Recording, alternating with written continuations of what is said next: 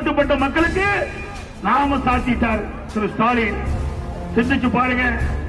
Ration கடையில ஆட்சிக்கு வந்து 1 கிலோ சர்க்கரை 2 கிலோ சர்க்கரை கொடுப்பதா சொன்னார்கள். அதுவும் வழங்கவில்லை. இன்றைக்கு நம்முடைய இளைஞர்கள் இன்றைக்கு உயர்கல்வி படிப்பதற்கு தேசிய வங்கிகள் கூட்டு வங்கியிலே கடன் பெற்றிருந்தார்கள். திமுக ஆட்சிக்கு வந்த உடனே அதை ரத்து செய்வோம் என்று சொன்னார்கள். ரத்து செஞ்சாங்களா? ரத்து செஞ்சாங்களா?